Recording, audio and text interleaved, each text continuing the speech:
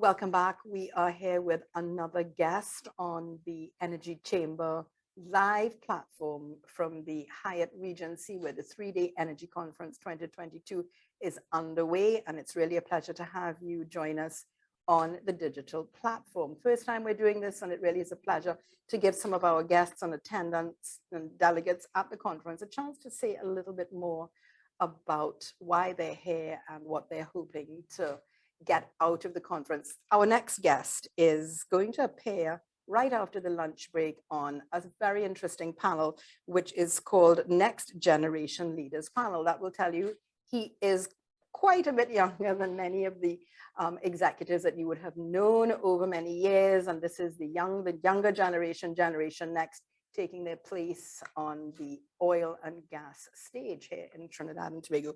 Xavier Moonan, it's really a pleasure for you to be here. And of course, he is the exploration manager at Touchstone Exploration here in Trinidad and Tobago. You're going to be on in a little while with your peers, your colleagues, Generation Next. What are you thinking about the panel, and what is it that you want to contribute right after lunch? Give us a little teaser so that our audience will have a little sense of exciting things to come in a few minutes. Well, firstly, thanks for having me, and thanks to the Energy Chamber for pulling off this fantastic conference as usual. Great to have it in person again, and yeah, I think it's really great to see that they're following through on some of the steps they had put in place in previous conferences by saying that we're going to we need to hand over the baton to the next generation, right? And we've said it a number of times, but now we're demonstrating it by bringing young leaders, the upcoming next leaders in companies and different businesses related to the energy sector. We're bringing them to the forefront and letting them share their views. Because your point of view would be quite different, because in a sense, very recent concerns internationally and locally about sustainability, our beautiful planet, all of these issues are very current for you, because I mean, for the last, I don't know, 10 years at least in university and in school, this has been spoken about, even if it is now impacting the sector. So do you feel a greater sense of urgency on these issues, and you get a sense of from some of the elders, that I would say? Yeah, I guess so. I mean, I think as a country, we need to really look at these issues have been brought up internationally. They've been voiced, but Trinidad appears a bit sluggish with some of these things, right? And I think that we can become better and more efficient at implementing and adopting these new policies if you, for lack of a better word, bring some new blood into the system, right? Revitalize new ideas, right? Yeah. Instead of stifling these ideas. I've seen throughout my short career so far that there are folks who've told me, you know, they've reached a point in their career where there's no way forward unless someone retires or, you know, unfortunately passes away, right? We should not ever get to that point. We should have a continuous stream of new people bringing in. Succession planning, especially at this transition phase in the energy sector. You are the exploration manager, producer of the recent initiatives and successes for Touchstone, having been really one of the flagship companies and exploration companies to strike gas onshore. Tell us a little bit about your role in Touchstone Exploration and what those discoveries mean for Trinidad and Tobago at the moment. Yeah, so I mean, the Touchstone story started about 10 years ago, actually, right? It's a Calgary-based company traded on London and Toronto Stock Exchange. And they started acquiring some blocks onshore with partnership to Heritage. And they've been able to increase the production in those blocks through, you know, investment into those blocks, investing capital into drilling and stuff. But those blocks were only able to take us to a certain level of production. We knew that we could never really, you know, make a a huge step change unless we started truly exploring, right? So where is Touchstone now? Having explored on land, are you moving into offshore exploration? What's the next phase? Oh yeah, I mean, so we're just about to switch on our first gas discovery. It will be the first onshore gas discovery in more than 20 years, right? And and then later this year, we're going to be switching on our second gas discovery. Those two gas discoveries by themselves will uh, have a tremendous change on our cash position. Quick question here. Having struck Mhm, two important mhm.